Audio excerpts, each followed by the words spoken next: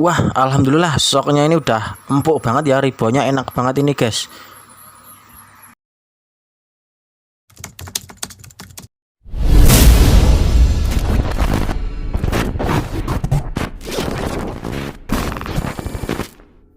Yo ya mas bro, assalamualaikum warahmatullahi wabarakatuh. Jumpa lagi dengan Budi 024 MV motovlog dari Klaten, asli wong Jawa.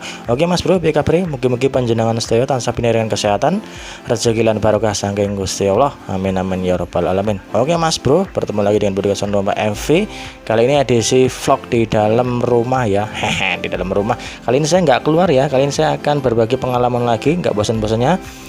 Jadi pas beneran motor ini saya sedang dalam perbaikan, makanya sekalian tak bikinin konten ya, biar di sini saling berbagi pengalaman. Siapa tahu yang menderita sama dengan motorku juga ada. Silahkan komen-komen.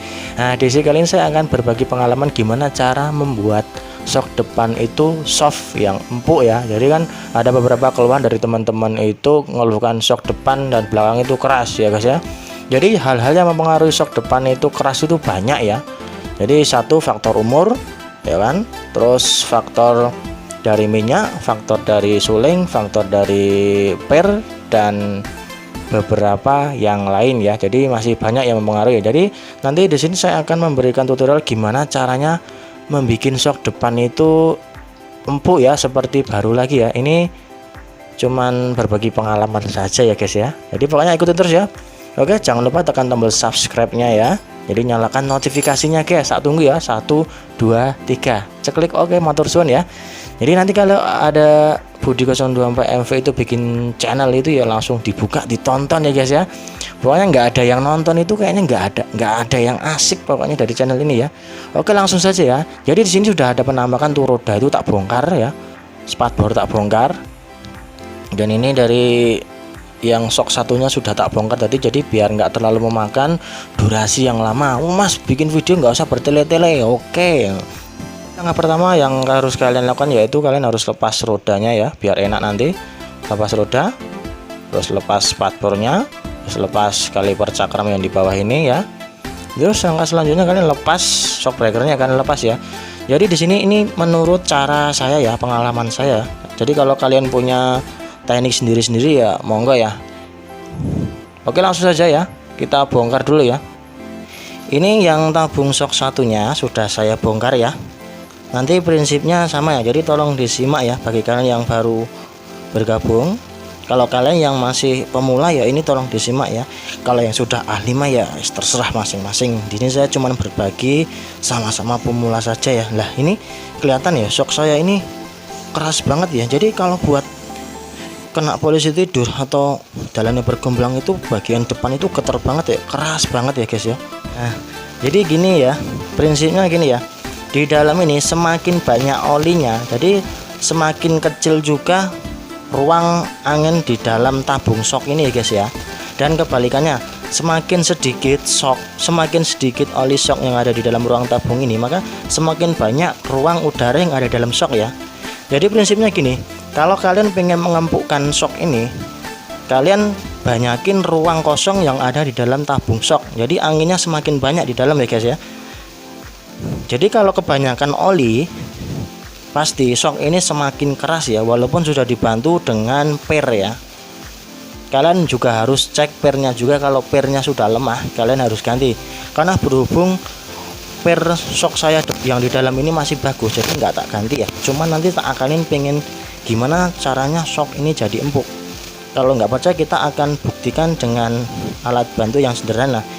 Ini kalian tinggal di sini kalian lumasin grease ya, nanti buat tanda ya,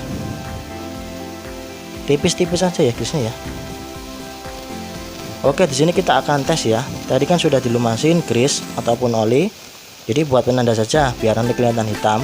Prinsipnya kalian nanti di dua tabung ini kalian lakukan dengan sama ya. Jadi kalian tekan kayak gini, penekannya secara bersama ya. Tekanannya secara bersama penekanannya.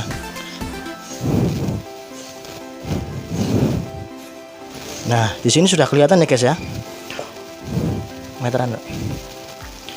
Nah, kita tandai awal penekanan yang pertama sebelum kita bongkar shock ini ya. Sebelum kita bongkar shock ini ya.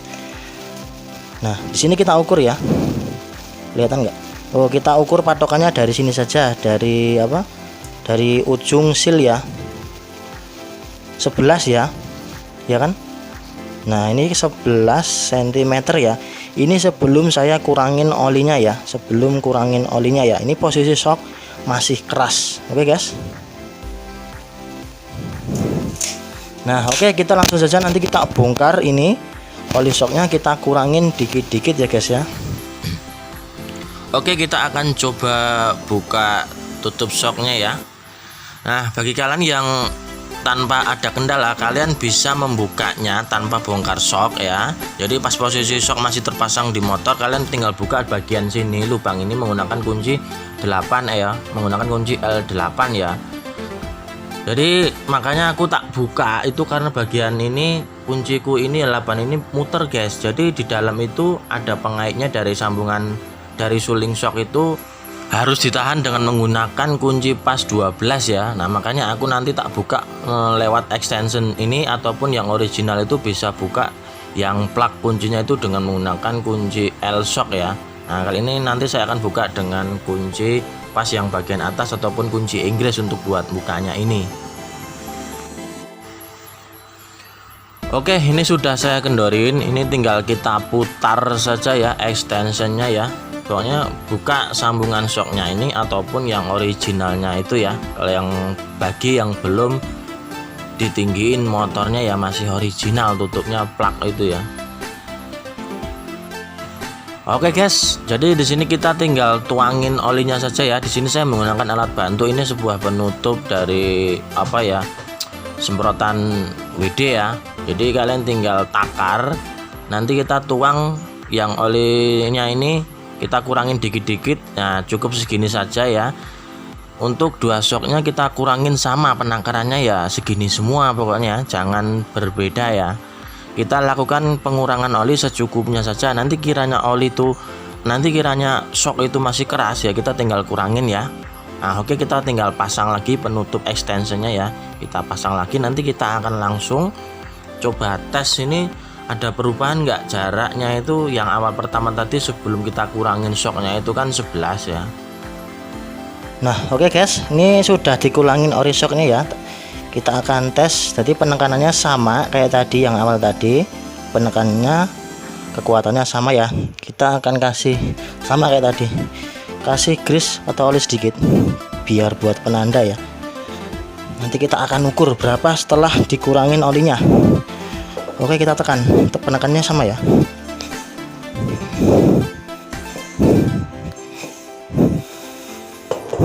Nah, oke, langsung saja kita ukur ya. Nah, kita ukur ya. Tadi yang pertama 11 kurang dikit ya.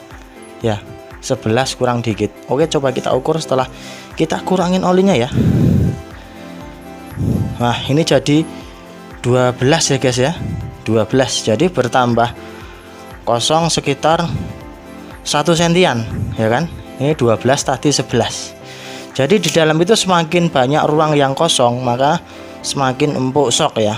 Itu pengalaman analogi saya, analisa saya ya. Tapi kalau salah ya mohon maaf ya para teknisi yang udah senior. Sebelum dibongkar tadi, belum dikurangin oli shocknya tadi kan motor saya ini keras ya. Nah, setelah dibuka, kita benerin, kita kurangin dikit olinya, apakah empuk ataupun keras. Pokoknya ikutin terus channel ini ya guys ya. Oke, pokoknya prinsipnya sama. Yang ini kayak gitu, yang shock satunya sama, harus sama. Oke guys, matur suwun. Oke guys, pemasangan kedua shocknya sudah beres ya. Untuk pemasangan sama sih, bisa bongkar ya, palingnya bisa pasang. Oke guys, pemasangannya cukup gampang sekali, kalian bisa lakukan di rumah ya. Tinggal plek beres ya. Sudah selesai ya, kita coba ribonnya dulu ya. Oke toh.